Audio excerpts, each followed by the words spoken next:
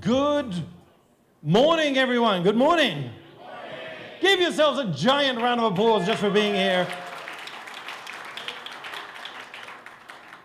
And so now we have a panel session. And in this panel session, I'm going to ask some questions we've always wanted to ask people who book speakers. So right here on my panel, I have people who hire speakers, and some people do that for a living. Now, what I really would like you to do right now is grab a piece of paper. Right in front of you, there's a piece of paper and a pencil or a pen or something like that. And I want you to quickly write down your number one burning question for people who hire speakers for a living. Now, let me just introduce, while you're thinking about your burning question, I'm going to introduce our panel here, and I'm going to ask you to introduce yourselves a little bit. There's 3 microphones. 2 of them have cables, so one of them might not be working, but we'll see. So first of all, over there on on your far right, we have Mr. Rene Espinoza. So give him a giant round of applause. Rene is the president of the PowerMax Consulting Group. And when I said, well, what do you guys do? He said, in 3 words, we book speakers. Yes. Do we want to meet Rene? Yes. Okay, Rene, could you just share a little bit about PowerMax and what you do? And if it's we book speakers, then that's great. You got 30 seconds. Go. Okay. PowerMax Consulting Group is a training company, and we've been in the business for more than a decade, booking speakers, producing events, and yes, this is interesting and fun. Fantastic. Thank you very much, Rene. Give him a giant round of applause. Thank you, Rene. Don't stop writing down your burning question. I want to know your burning question so that I can ask the question that is most relevant to you, maybe. That is, maybe I will ask that question. Okay, the other person on our panel sitting there in the middle is Meg. This is Meg Marzan. Meg is the Chief Operating Officer of iLearn Professional Services. And Meg, can you just share a little bit about what iLearn does? Yeah, it's the same with PowerMax. We provide trainings and seminars to our corporate and then government clients as well. So we've been doing this for like 4 years pa lang. However, we were able to gather already and form conferences and group of trainings for a lot of corporate clients already. Fantastic. So you book speakers as well? Yes, we hire speakers. We basically promote their topics. So if they provide us a very good topic that is relevant and in demand right now, so we market that topic. Wow, fantastic. Thank you very much. Do we want to meet Meg? Yes. Okay, excellent. Thank you very much. And we also have Ethel. Now, Ethel is the Human Resources Director for Canon. Now, Ethel, do you hire speakers? Of course. Okay, so you hire speakers and trainers. So first of all, can we welcome Ethel? This is Ethel Odilao. And Ethel, can you please share a little bit about what you look for? Good morning, everybody. I'm Ethel Odilao from Canon. And for those of you taking my photo from our competitor, please put it down. Okay, so as a corporate HR, we do have a lot of requirement for speakers. And this is a great opportunity for us to discuss with you directly to all those speakers. Thank you. Fantastic. Thank you very much. Give a giant round of applause. All our panelists, please give them a huge round of applause. Okay, I need you to practice your round of applause because they're useless at the moment. So can we do a huge round of applause? Come on. Hey, can I also make a little request just on their side? When a speaker finishes their presentation today, can we give them a standing ovation? Can we agree to do that? Is that okay? Now, because there's a lot of speakers coming up here, and can you imagine the photos that they're going to have when they get a standing ovation? They can use that on their website. Would that be cool? Yeah. Can we do that? Yeah. Let's practice. Stand up, give a standing ovation. Thank you very much. Thank you. Hey, I was supposed to be in the photo. Never mind. Grab a seat. Thank you very much. So now that you've got a standing ovation, we can relax now because we've done the hard part. So let's ask some questions, and I'm going to ask you to... can I get some help from somebody to collect the questions? Yep, Tom's going to do that, and Kiruba's going to do that too. If you've got a question, just pop your hand up. Tom and Kiruba will Kiruba. We'll grab your questions as well. Yep, nobody on this side? They're still thinking. Okay, so let's ask question one. And I'm going to go through some of these questions fairly quickly because we don't have a lot of time and we have 3 people here and speakers. So thank you very much. Oops. Thank you. Thank you, Tom. So if you do have a question, just pop your hand up and somebody at the back who sees that will come and grab the question from you. Thank you very much, Tom. Thank you. Excellent. All right, so question one, Renee. So let's just make this a game show. Renee, could you tell us about the types of events that you typically book speakers? What are the types of events? You've only got a few seconds, go. Well, I'm getting tongue-tied. We produce corporate events like HR Summit, the Philippine Tax and Accounting Congress, the Philippine Employee Industrial Relations Summit. Those are the big events that we produce.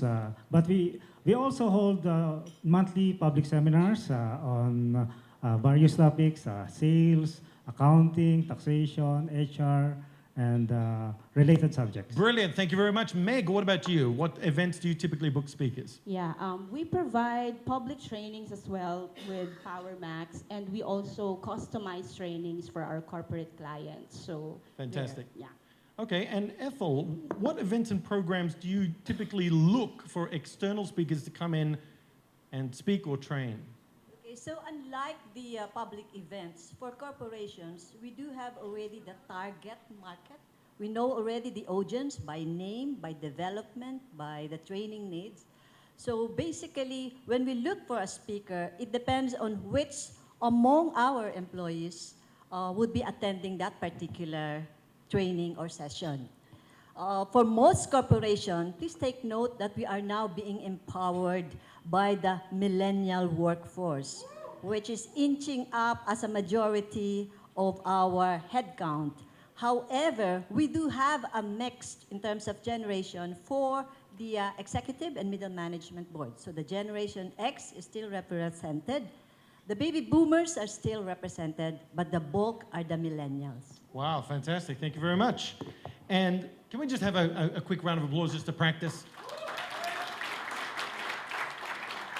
All right, thank you. A very quick 3 places that you look for speakers. Renee, let's start with you, and then we'll go to Ethel and come back to Meg. Okay, there are irreducible minimums. First, his expertise on the subject. Second is his ability to teach or facilitate a learning session. It's very much analogous to being a marksman. In order to be effective, you must have a gun loaded with bullets, and you must be able to shoot the target with precision. Just a quick example.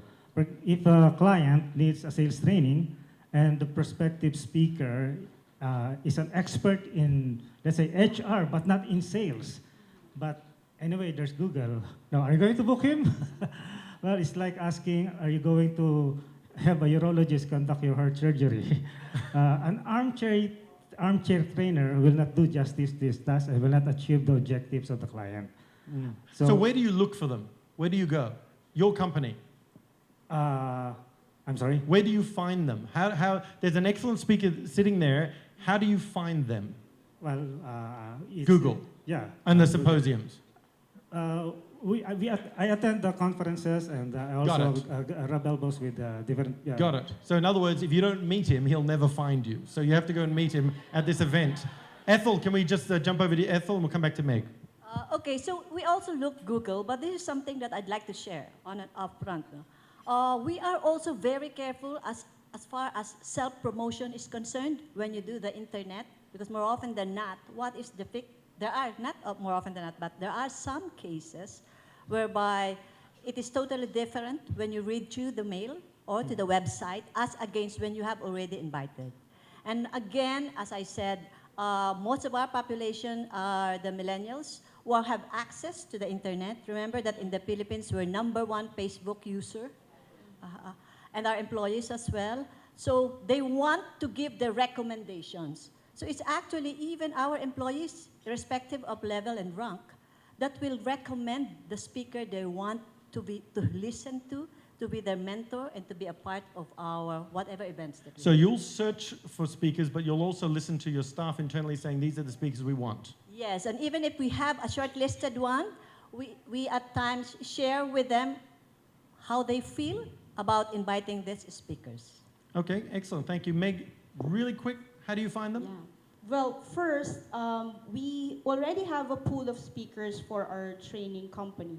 However, we accept referrals, but this is before I met Lloyd Luna. So right now, before I get speakers, I ask him first who he can refer that is an expert of a topic. Wow, So- Lloyd's got so much power. Right. So Does he recommend himself a lot? not really, because he's like super busy, but Okay. he always recommend people that is an expert of a particular topic that we look for. Because most of our clients already have a target topic that they wanted for us to run or facilitate for them. So before I check on my pool of speakers, if I don't have that, because I also protect the integrity of the company and the integrity of the speaker. Just like what Sir Renette told everybody here, that we have to ensure that we provide our clients a resource speaker that is really an expert of Got the it. topic, right?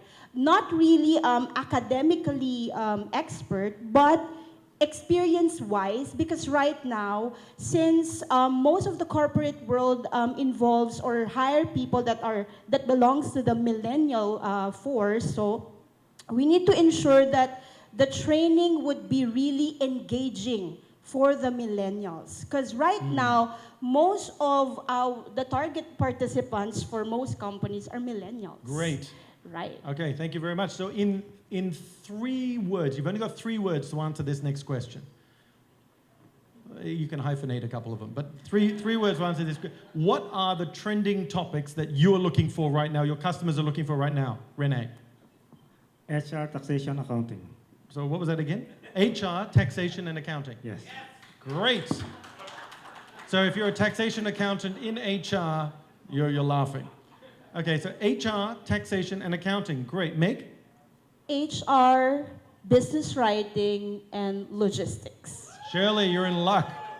HR, business writing, and logistics. Okay, and Ethel. Leadership, people management, and strategic planning. Wow. Now, isn't that interesting that the end user is looking for leadership, people management, and strategic planning, but the event organizers are looking for specifics, more industry specific, right? So you're targeting particular industries. Yep, okay, interesting. Now, yes or no, do speakers pitch to you? Yes or no, answer. Yes. Meg? Yes. Yes. Okay. And do you respond well to receiving such pitches? We do. Yep, go ahead. No, I mean, in other words, do you like getting these pitches? Yeah. We have to accommodate those pitches. So you have to put up with it. Yeah. Got it. And Meg? Yeah, we have to accommodate. Okay. We, in fact, invite them. Okay. So there's accommodation and there's invitation. Great. And what makes a good pitch? What are you really looking for when they pitch to you? You have 1 sentence. Go. 1 sentence. In other words, I'm asking, how should we pitch to you? Okay, Yeah. of course, a prospective speaker must share his experience, his background, why he is competent on a certain topic. But it's always possible to spread the butter too thick. So I still like to meet the speaker.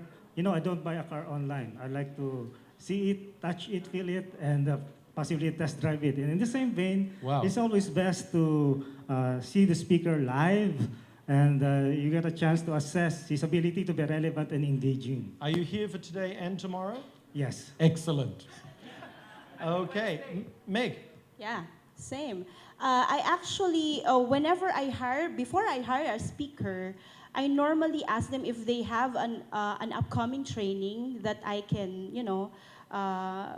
participate in, so that I can see personally if this speaker is really engaging, fun, dynamic, and would really capture the audience attention. So most of the time, I try to attend the trainings of the speakers. At the same time, I look at their Facebook page. Because whenever I see speakers that, or whenever I encounter speakers that would like to be part of our training organization, I normally check their Facebook page. So your Facebook page better be on public, so that I can Okay. check. Yeah. And you better not be lying in a gutter somewhere in your Facebook page, presumably. Oh, thank you very much. Ethel, I'm going to ask you a slightly different question. When are your key times during the year when you select speakers? Actually, before the year starts, we already have a budget and have planned for it for corporations. So depending upon our activity, which is more often than not, January, February is the corporate planning session. So we invite one. At the middle of the year, we also invite one. And your budgets come out when in the Philippines typically? Before the start of the year, we already have the budget approved. So October, November, budget approved. And then January you receive the budget. Yes, we can already use the budget starting January. Okay, fantastic. So if speakers know that, then that's a good time to sort of be connecting with you as late in the year to say, I'm available and please consider me in your planning. Yes, because of the timing. Yep, from the timing perspective. Okay, fantastic. And a question, Ethel also, do you have favorite speakers and trainers that you choose often? There is a possibility for a repeat engagement, and this is what we're looking for. They're saying that training is very hard to measure, but one way of us measuring is that the initial participant will make a recommendation and say, can we roll out what we have learned from this speaker? But the best speaker, the recommendation will be, can you ask the same speaker to speak to our people? In the same way as when you give books, a number of our employees use that as a decoration on the shelf. But the real good speaker, the employees who will not get a copy will demand from HR, how come we don't have this book? So we have to buy in bulk. So is, yes or no for everybody here, is a speaker having a book really important to you or your clients? Yep, starting Ethel, yep. Is it really important that a speaker has a book? The selling point really is the aftermath after the speaker's presentation. So it's some sort of extended learning capability. Yes. Okay. Renee, Meg? Yeah, I agree, because most of the speakers that we have for iLearn, they offer books, but really, if the people or the participants from the corporate client, let's say, will buy the book after the training of this speaker, then that's already a proof to us, an evaluation that the speaker did well. Because if the participants really want to take something not, let's say, they weren't able to discuss a particular topic like on a further time because of constraints. Yep. So the book itself, if they can take that with them and then they can learn something from it, yeah. So it's extended learning possibility. So it could be a book, it could be a web program, it could be some sort of material. It doesn't have to be a physical book, it could be online. It can be a collateral, a brochure from the speaker, but if, like what Ma'am Ethel said here, if the participants is asking for that, it's already a statement that you did well as a speaker and as an organizer myself. Yeah. Thank you. So pretty much similar answer, or anything to add? From my standpoint, while it's good for a speaker to be an author, but it's not necessary for him to be such, because some of the best speakers we have booked are not authors. Okay. So what are the attributes of that speaker that you really like? He's an expert on the subject matter, and the people will get so much from him. And he's very engaging. He has a good sense of humor, and he can create excitement in the way he facilitates the session. Give them a giant round of applause. That was just creating excitement. Okay, let me come back to a very, very quick question. A or B? Multiple choice answer. A or B? We're getting down to the money questions here. Literally, these are the money questions. If a speaker quotes a fee that is lower than what you were prepared to pay, Are you likely to be A, thrilled that you can save some money or make a bigger margin, or B, concerned that the speaker might not be capable enough? A or B? A, I'm happy that they're cheap. B, I'm not so sure that they can do the job. What's your original thought? B. Same with me, B. A, because before we look into we have already evaluated the speaker. Uh-huh. Before we reach the negotiation. Got it. But isn't that interesting? So one of them is we already have done the evaluation, so we're now talking about fees, so we've already picked you. But the other one is if you're quoting too low at the beginning, they're thinking you might not be able to do the job. Interesting. So on that note, what fee range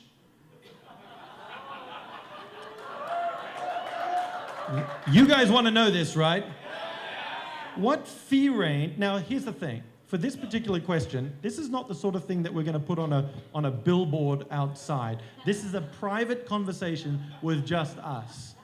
There's like millions of people out there. This is your family and friends here, okay? What fee, and I know this depends, but if you can give us some idea, that'd be great. What fee range inspires confidence that a speaker can do the job well? This is for Renee and Meg, because you're the ones that said that this was the fee range. And we're talking about here for a one-day training or for a keynote. What would be the fee range that you'd be confident to hire them? That's a $64 question. The totality of the package will really depend on the profile of the speaker, the budget of the company. What's the fee range, Renee? Just give us an idea. What's the, like, if they're below this, we don't really want to, we're gonna think twice. But it's like booking a celebrity or a singer. One day speaking fee. One day training. Bracket, 30 to 150. 20 to 150, thank 30 you. to 150. 80. 30 to 150K. 30 to 150. Okay, that is quite a range. But I guess it depends. Frontline versus CEO level, that sort of stuff. Meg? All right. For the public trainings that we hold every day on a daily basis, right? We offer $30 to $100. That would be for a 8-hour talk, right? And then for the in-house or the customized training, which requires the speaker to I'm sorry. $30 to $100. Yeah, Well, who's that for? for the speaker The speaker gets $30 to $100 for a day for a day, for the public training. for a public training. But that would be like for 10 persons only. If more than 10 persons, we offer additional fee. Okay. So if it's, let's say, 100 people that the speaker has to, talk to and Yep. facilitate the training to, it's a different fee. Okay. All right? Okay. This is for the public run where we hold 10 person or minimum 10 persons only, all right? But for the customized and the in-house trainings, the range for that is $100 to $300. Okay. That sounds low. It's low. I'm just saying. That sounds low. I know. Okay. So, Ethel. Can I just explain why we offer that fee for now? Sure. For now, okay. The budget right here in the Philippines for trainings is not that much. Okay, we normally range the speaker's fee depending on the budget of the client. So what we get on the business standpoint, what we get is very minimal fee for the logistics, for the preparation of the materials. We target volume or repeat engagement from the client. Okay. That's why it's very low. But if we are able to get, like our company normally gets a training for 10 batches for a specific topic. Let's say it's a leadership topic or it's a time management topic. We normally get 10 batches of training for that particular topic alone. So if we get another topic for that client, let's say it's a leadership training, so it's another fee or it's another batch of, let's say, 25 batches. Okay. Right. Okay. And Ethel?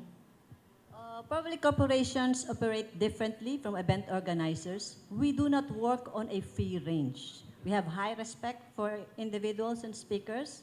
So if you quote yourself and you're over our budget, we will move mountains to get you.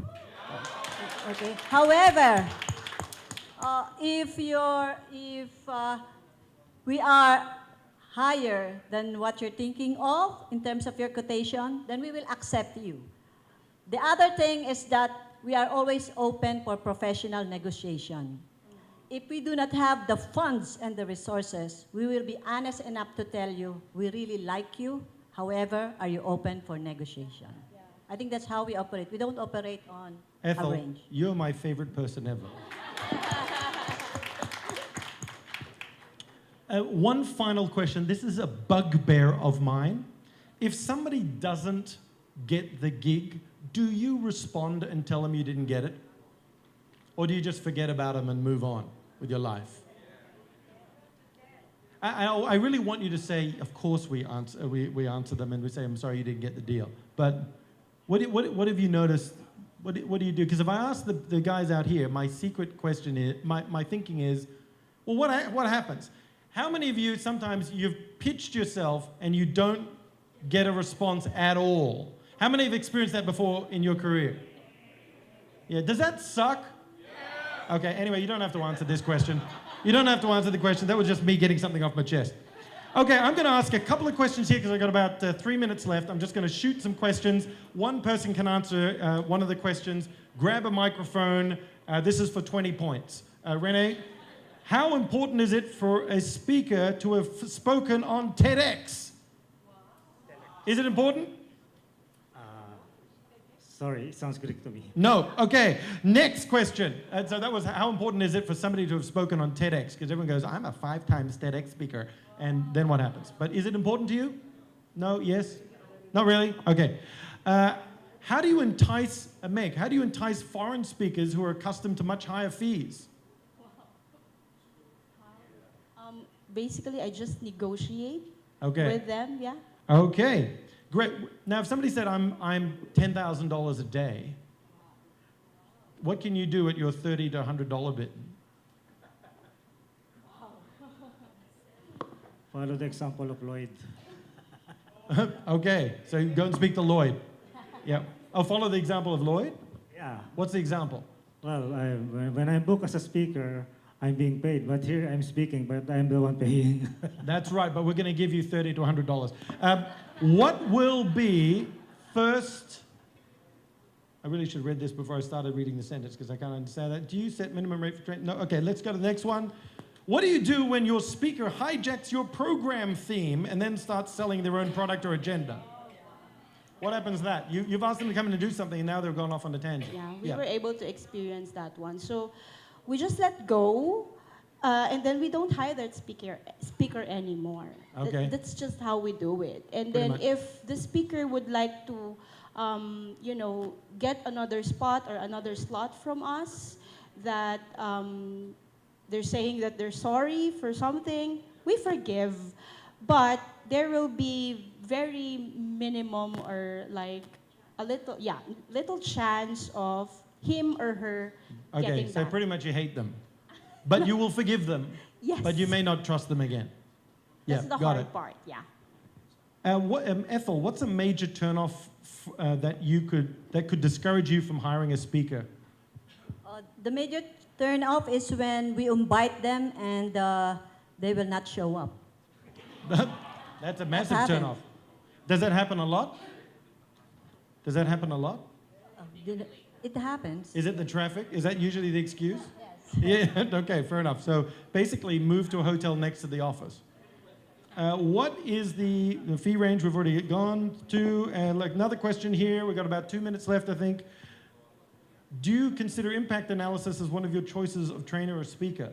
That they can do some sort of impact analysis? Yeah, do you consider impact analysis as one of your choices of trainer or speaker? In other words, the impact that they can have or some post-implementation review. Is that something that you do? After they've spoken, get some feedback, look at the analysis of the impact that they've actually made as to when you bring them back? Yes, definitely. Okay. What kind of speakers do you never want to meet again? Renee? Someone who does not have ethical values, that's a red flag or a deal breaker. Okay. And where have you seen that sort of ethical breach? What sort of thing? What would happen, do you think? Oh, basically, if I took a guess, they went behind your back and tried to do a deal with the client directly to eliminate you from the deal. That's pretty much it? Don't do that. Okay. Nope, done that one. And final question. What are the research criteria that you're looking for when you go to their Facebook or their website? What's critical? What is a must-have? What are 3 must-haves that need to be on their profiles for your research to be even more successful? Or for them to have a better chance of getting the gig? What do you want to see on their materials? What I pointed out earlier, the irreducible minimums, competence and facilitation skills. Okay, competence and And of facilitation course, skills. Values. So how do you see that on their website? What are you looking for? Testimonials? The feedback from their Facebook profile, Facebook pages, we can see the feedback of the participants. Okay. And is it their writing? Is it the blogs that they're posting?